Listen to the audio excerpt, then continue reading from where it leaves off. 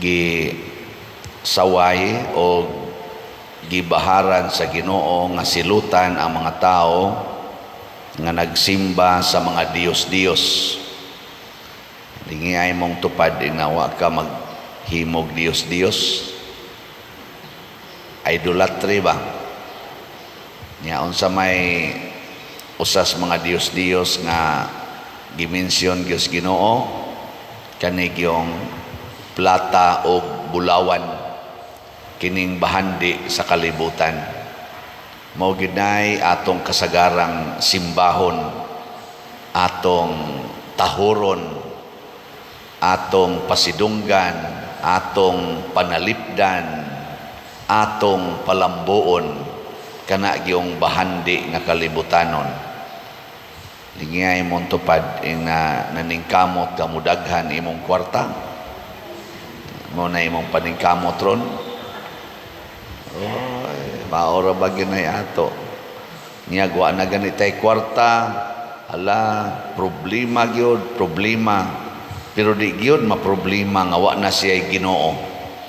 Wa kayo na problema nga wa na siya Ginoo, wa na simba-simba, di na magrosaryo, di na gani mo basag Bible, dili na gani mo kumpisal, wa man gani kasal, gapuyo-puyo ra, wa gyud maproblema. Ang problemahon gyud asa kog kwarta, asa kog kwarta.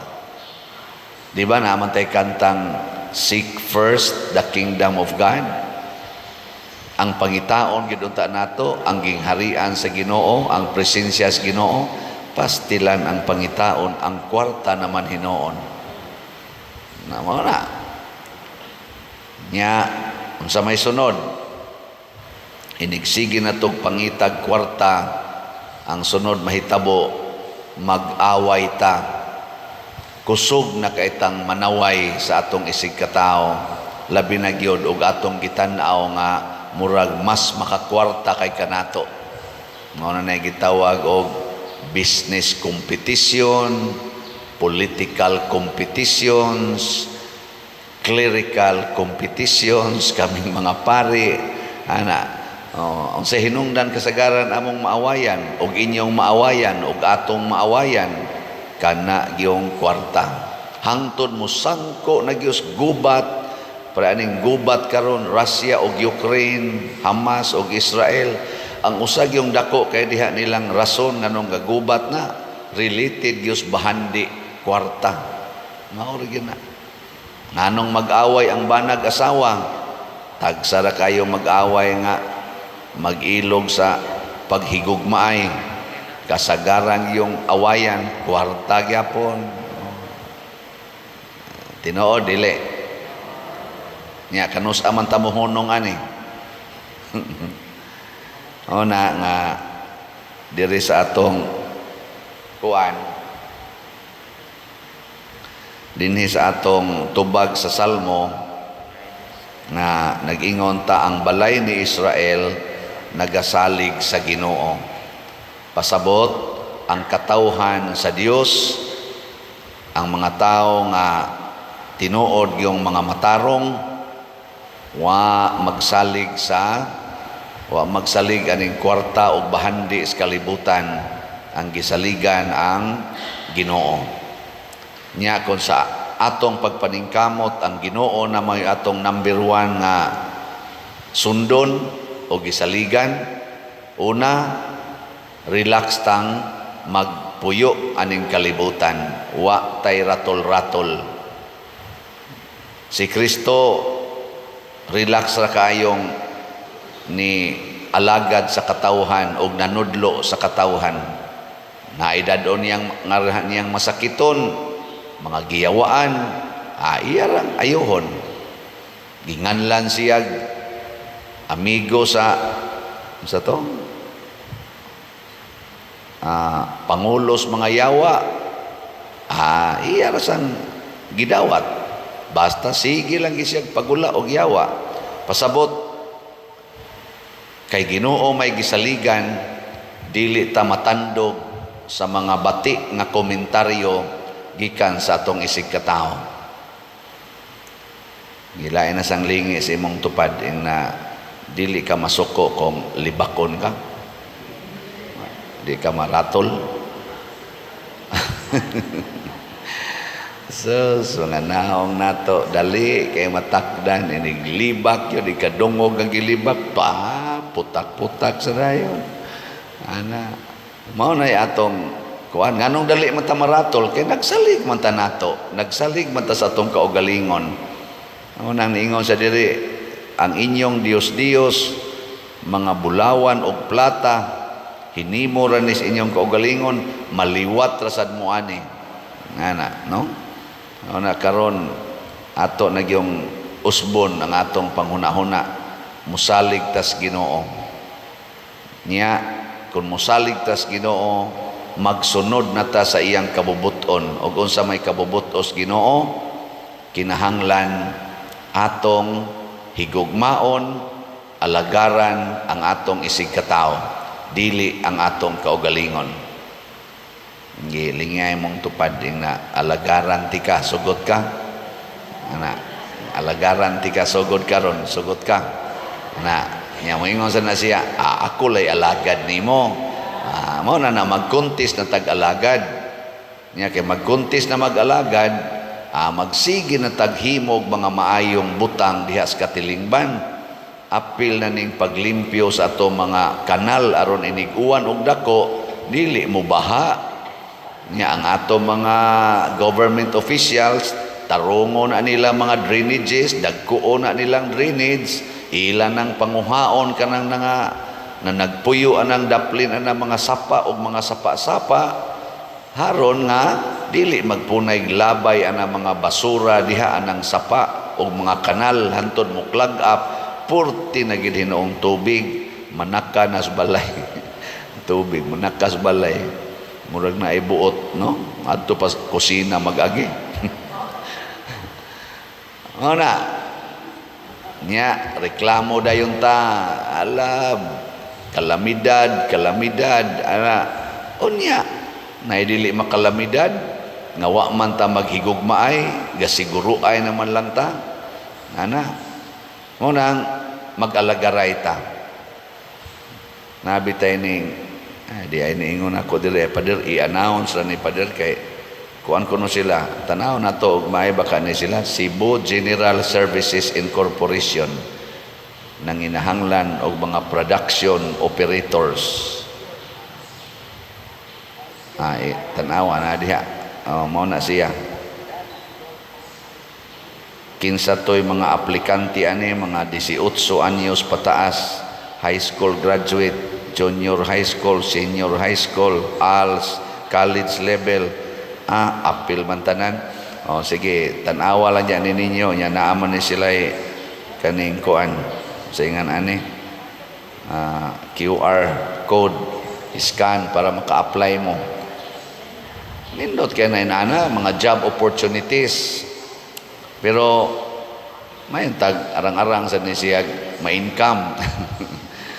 Niya, dili unta business nga makapahimos ra ang employer, ang employee magkamang sa kalisod. Dito sa ubang nasod, labinas ka na mga nasod nga atong gitan-aw nga mga first world, atong tanaw, atong gitawag og first world. Ang ila dito mga empleyado inigumag trabaho mga usa ka tuig. Basta dili lang gyud bisyoso, dili lang gyud kanabang kuan kay ba careless kayo nga mogamit sa iyang kwarta, doon na sila'y house and lot nga mapalit niya, makapalit pag yung sakyanan after mga 1 year, 6 months to 1 year. Dinis ato ni-retire na lang. Utang lang yapon ang giba, hasta ang retirement nga nadawat, di papaigo usahay ibayad sa tanang utang. Kanang naibong yun bitaw ko. Ang dito sa ubang nasod nga kanang mga gitawag lagi na to first world. Oy, ang ila dito mga empleyado bisag kana mga crew lang, bisag kana ganing tig trapo-trapo lang anang lamisa. Na ikaw galingong sakyan na ano eh. Na nya makakaon sila bisan unsang klasiha sa lamiang pagkaon nga makaon sa mga VIPs nga mga tao. Kaya nga naman, maka-afford man ang ilang sweldo. Ana.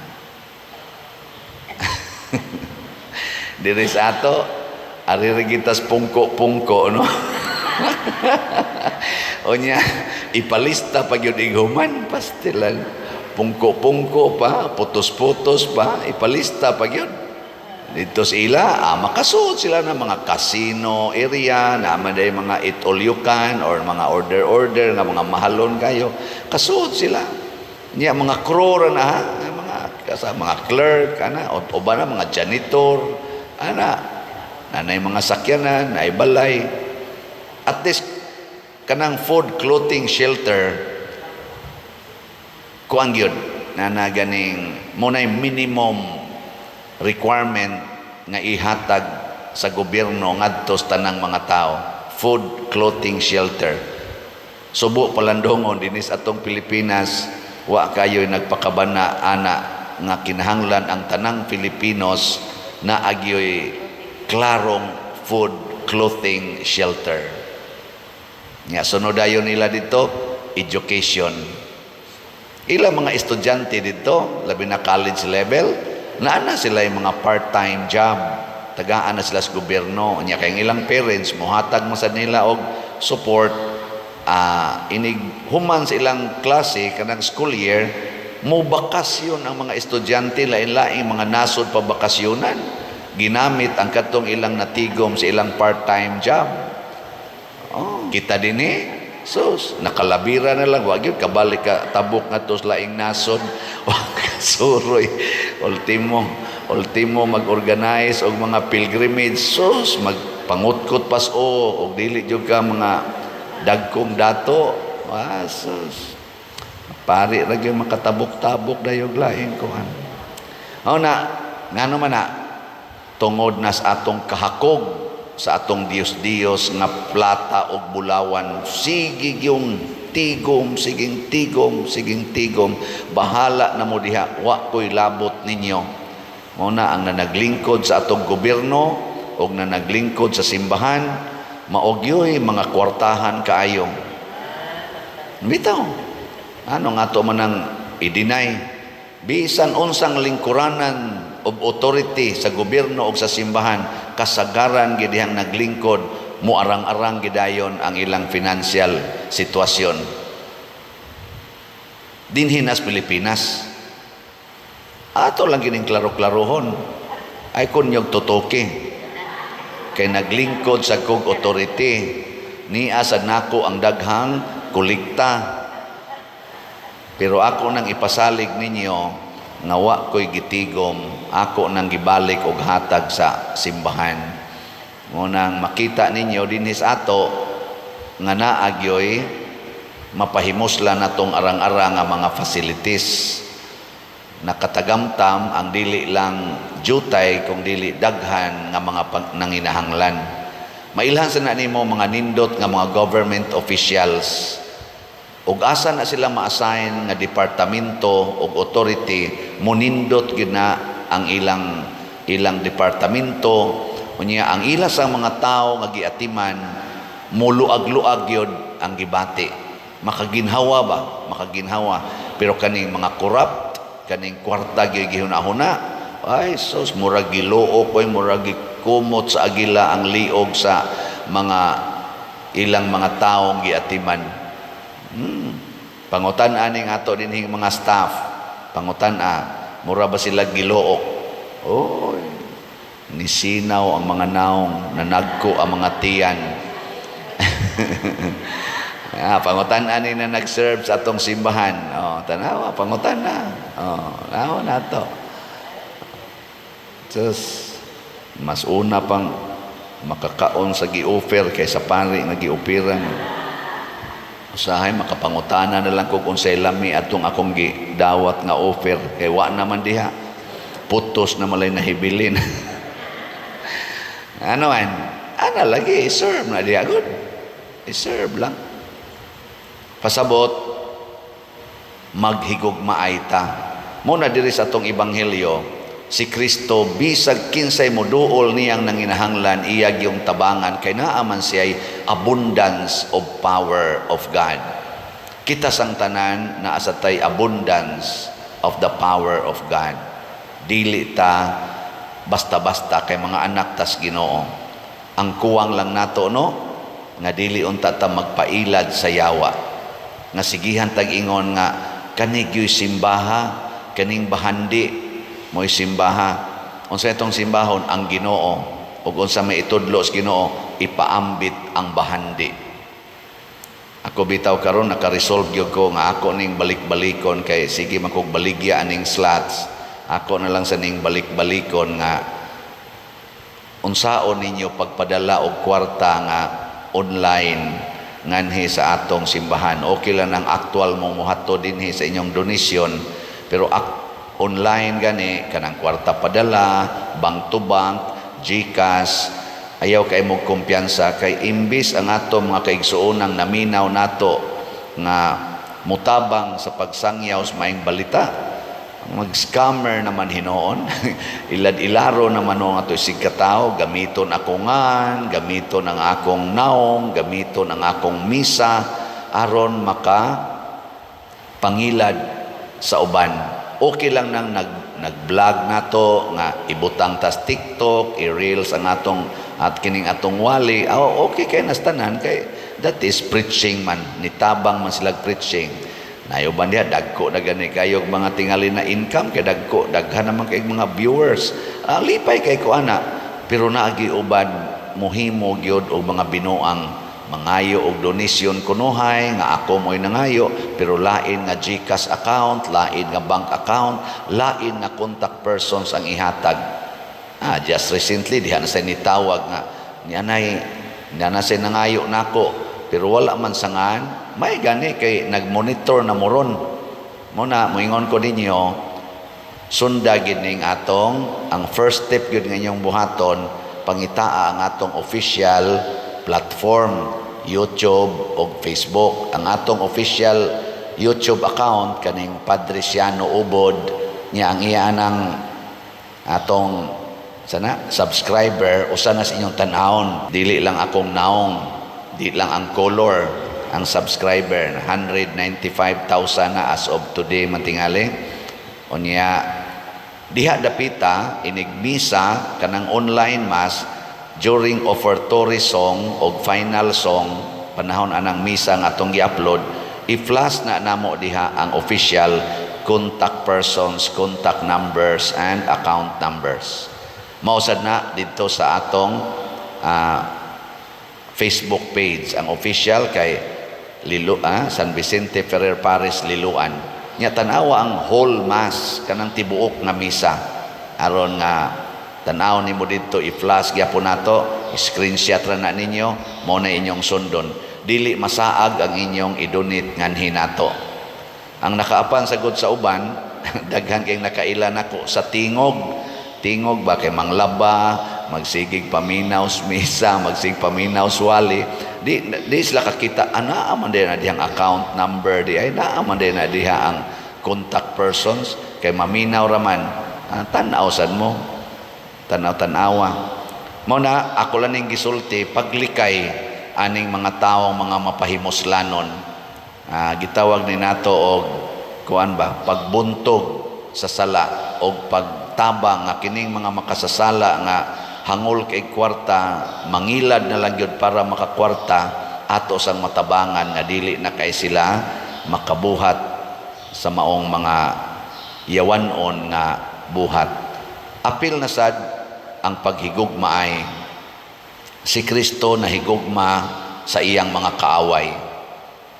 Ang nanaway niya, iyang gihigugma, iyang gitabangan. Ang nagdaig sa niya, iyang gihigugma, iyang gitabagan. Kita sad, tanan yung tao ato yung higugmaon. Kita niya may din mga mangingilad kay tanan, sige mo nagbalik-balik, ato lang sang higugmaon gyapon. Sige, last na lang alingi sa imong tupad. Ing na dinagid ta mangaway ha. Ing na dinagid ta mangaway. Ay nagyog pangaway. Maron tinuod na gitang balay ni Israel or balay katawhan sa Dios. Manindog.